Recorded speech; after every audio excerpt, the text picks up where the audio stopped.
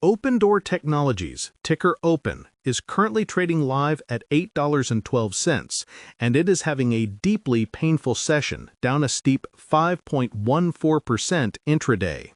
What we are witnessing today isn't just a random fluctuation or simple profit-taking. This is a significant, high-volume move that suggests the market is having a profound moment of doubt about the company's core viability in the current economic climate. The narrative that Opendoor is a tech-first disruptor is smashing directly into the hard reality of the housing market. The very foundation of their business model, a high volume of fast transactions, is being choked off by the macroeconomic environment. And this 5% drop is a symptom of that underlying distress. The general belief, the expectation that has surrounded Opendoor since its SPAC debut is that it's a technology company that just happens to be in the real estate business. The story investors bought into was one of sophisticated algorithms, machine learning, and data analytics that could price homes with pinpoint accuracy, allowing Opendoor to buy, lightly renovate, and flip properties at a massive scale, all while collecting a small, predictable fee. It was supposed to be the Amazon of housing, replacing a clunky, agent-driven process with seamless, on-demand digital transactions. This is the story that many retail investors, perhaps doing self-investing on platforms like the Robinhood app or SoFi Invest, have held onto. But the reality, as today's brutal 5.14% sell-off underscores, is that Opendoor is not a tech company. It is a highly leveraged, capital-intensive real estate speculation fund with a very good user interface. It is, at its core, a house flipper that holds billions of dollars in inventory on its balance sheet, inventory that is directly exposed to market swings and financed with debt. And in an environment where interest rates are high and home prices are wobbling, that is an excruciatingly dangerous place to be. This isn't a high-margin software business like NVIDIA stock or a brand-driven ecosystem like Apple stock. It's a low-margin, high-risk commodities business, and the commodity is physical houses. This 5.14% slide today is not occurring in a vacuum. It is a direct, visceral reaction to the latest signals from the bond market, which are pushing mortgage rates higher once again. For Opendoor, this is a catastrophic tensor movement. On one side, rising mortgage rates kill demand. Potential buyers for the homes Opendoor currently owns and is trying to sell are simply priced out of the market. This means inventory sits on the books longer, racking up financing costs and increasing the risk of a price drop. On the other side, and perhaps more critically, high rates annihilate supply. Nobody who is currently sitting on a 3% or 4% mortgage is going to sell their home and thus sell to Opendoor unless they absolutely have to. They would be trading their golden handcuffs for a new 7% mortgage. This lock-in effect is strangling Opendoor's transaction funnel. Their entire model is predicated on volume, and that volume is vanishing. We are seeing heavy, concerning volume accompanying this drop. This isn't just skittish retail traders. This feels more calculated. This level of sustained selling suggests institutional holders, the ones using sophisticated interactive brokers trading platforms or managing funds within Fidelity Wealth Management, are running their models and concluding that the risk-reward ratio is no longer favorable. They see the rising cost of capital for Opendoor's credit facilities and the stagnation in home sale velocity, and they are hitting the sell button. This is a stark contrast to the kind of dip buying you might see in a high-conviction name like Tesla stock. Here, the sentiment is turning from growth to survival. If we look back at their most recent earnings report, the management team tried to focus the narrative on their improved unit economics and cost discipline since the disastrous losses of 2022. The stock rallied briefly as the market wanted to believe the worst was over, but the reality was that those improved economics came at the cost of collapsing revenue and transaction numbers. They are managing to lose less on each home simply by buying far fewer homes and being hyper-conservative. But a company valued as a growth disruptor cannot shrink its way to success. Analysts on the earnings call were pressing management on their inventory turn rate, their cost of borrowing, and their forecast for market supply.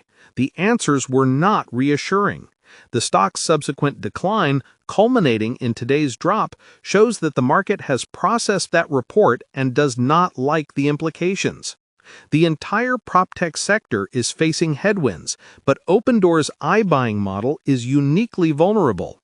Zillow, after its own iBuying fiasco, pivoted back to its asset-light, high-margin advertising model. Redfin is struggling, but still has its core brokerage. Opendoor is iBuying. There is no plan B. This makes it a very difficult holding for anyone seeking stability. Someone building a long-term portfolio, perhaps using Schwab Intelligent Portfolios or a diversified set of Fidelity ETFs, would look at Opendoor as a speculative satellite position at best, not a core holding. The risk profile is just too high. Many platforms that offer investment help would likely flag this stock for its extreme volatility. It is the antithesis of a safe investment. For those who are newer to this name, the business model is deceptively simple. Opendoor offers a homeowner a cash offer on their house, sight unseen, based on its data models. You can close in days, skipping the entire painful process of staging, showings, and contingent offers. Opendoor then takes possession, performs light repairs, and lists the home on the open market, aiming to sell it for a profit that covers their costs and a service fee. The expectation was that their data science would be so precise they could manage this spread profitably thousands of times a month. The reality hit in 2022 when the Federal Reserve began its aggressive rate hiking cycle. The market turned instantly, and Opendoor's algorithms, which were trained on a decade of rising prices and low rates, were caught flat-footed. They were holding thousands of homes they had overpaid for, leading to catastrophic, multi-billion-dollar write-downs. Today's market action shows that the scar tissue from that event is very real, and investors fear a second wave of pain as rates remain high. This is a good moment to ask, how many of you watching are currently holding shares in Opendoor, Zillow, or Redfin? Comment below with your biggest concern for the PropTech sector right now.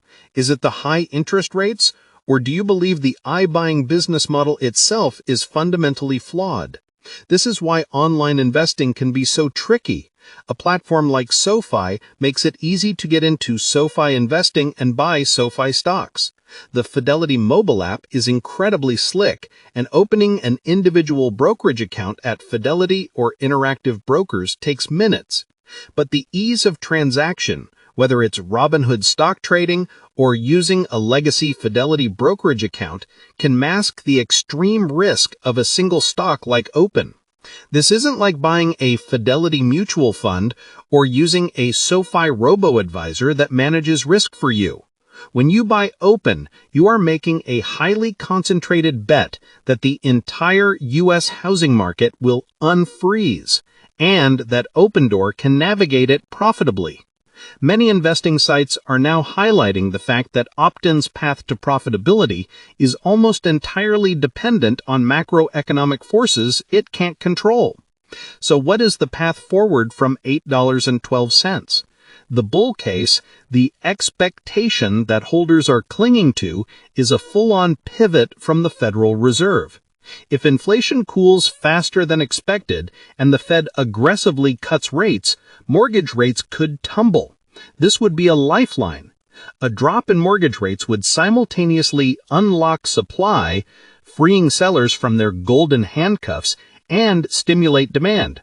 Opendoor's transaction volume would surge, and its cost of capital would fall. In this scenario, its balance sheet leverage would become a powerful accelerant for gains, and the stock would recover sharply. But the bear case, The reality the market is pricing in today is that the Fed stays higher for longer. If rates remain elevated through the next year, Opendoor is in serious trouble. The housing market remains frozen, their transaction volume stagnates, they continue to burn cash to cover the financing costs of their inventory, and they are forced to manage for survival, not for growth. This would mean more cost-cutting, more layoffs, and a focus on just not going bankrupt. In this reality, $8.12 is not a bottom, it's a stop on the way down. This is why this stock doesn't belong in conservative portfolios like Fidelity IRAs or in plans built by Fidelity Wealth Management. The risk is simply too high. We have to consider the competitive landscape. SoFi is building an all-in-one financial ecosystem. Robinhood is expanding into Robinhood Cash Management and Robinhood Fractional Shares, even Robinhood Crypto, to become a one-stop shop. These are diversified, platform-centric businesses.